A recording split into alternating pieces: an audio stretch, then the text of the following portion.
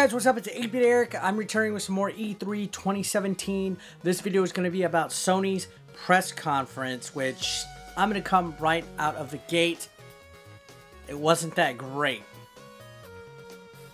Sony really did not add much to their current games to play for 2017. In fact, I think Call of Duty, the new Uncharted, and a DLC for Horizon Zero Dawn were the only things that were announced for the remaining part of 2017. There wasn't even a holiday exclusive named. So who knows what's going on through Sony. Now, I've always been kind of vocal saying that anybody could just throw some trailers together of a logo and a coming soon and call it a E3 success. Last year we saw some pretty big heavy hitters shown at E3, and some of them are still not out, like Shenmue, the Final Fantasy VII Remake, and countless others. Hell, some of them this year weren't even given any more new information, let alone a trailer or a solid release date. So I think Sony really dropped the ball. Now, I know people are going to call me a fanboy of Nintendo or Microsoft, whatever, because I praised, those companies a little bit more recently. I was looking forward to seeing some new stuff from Sony, and they did show some stuff, and I'm going to go over it real quick just to touch base on it. Unfortunately, the majority of this is stuff that's being developed for 2018 and later, and I do not like that when it comes to E3. Alright, so looking at my notes, as I mentioned, the new Call of Duty looks pretty freaking good in my opinion. I'm a Call of Duty guy. I'm not like a super pro MLG no-scope guy, but Call of Duty is nice. Horizon Zero Dawn, the DLC, is going to look pretty cool. It's like an Ice Age, ice area from what the original game was. It's going to be a new environment, stuff like that. Uncharted, it's going to be the first Uncharted game to not have Nathan Drake, so that's going to be a little bit interesting. It's like a female lead and a partner. We're going to see Days Gone, is what they showed early on. It's an open world action-adventure game that is from Sony that kind of... It was shown at last press conference, and it's still not out. It looks really cool. It's a post-apocalyptic type of game with like zombies and stuff. I mean, there's like a lot of those games coming out. This is one of like 4 that were announced at E3.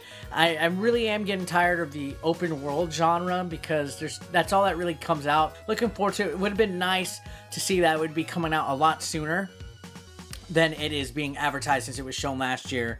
We also have a big announcement. Monster Hunter is returning to the Sony PlayStation. Monster Hunter World is coming out. That's going to be interesting, especially with Monster Hunter XX coming out on the Switch. I think this is going to interfere with it. I do like the Monster Hunter series, but again, set for an early 2018 release. We also got a remastered of Shadow of the Colossus for some reason. Or a remake, remaster. There was a remaster not too long ago, maybe like in 2011-ish. So that's interesting that they're going to go ahead and redo this game one more time. I know it is a big hit, critically acclaimed, lots of people like it. Still, it would have been nice to see something new instead of another rehash. And I'm only saying that because a lot of people give Nintendo shit for remakes and, remasters on the Switch, yet we're seeing it here on the PlayStation. Okay, we also had Detroit Become Human. We got a new trailer. Still no hard release. What gives? We had a bevy of VR games shown. Skyrim in VR. I'm sold on that. So now I got to choose between Skyrim VR or Skyrim on the Switch. We also had a Final Fantasy 15 fishing game. That was kind of weird. Bravo Team, Star Child, Super Hot VR, and Moss. Which Moss actually looks pretty neat. You play as like a little mouse character that has like Legend of Zelda like dungeon exploration stuff. I think it's going to be good. I'm a big fan of VR, so I appreciated the VR stuff. We had a new God of War shown. Kratos and Son will be coming to your PlayStation 2018. Something to look forward to, I guess. And then they ended with the new Spider-Man by Insomniac Games, which looks amazing.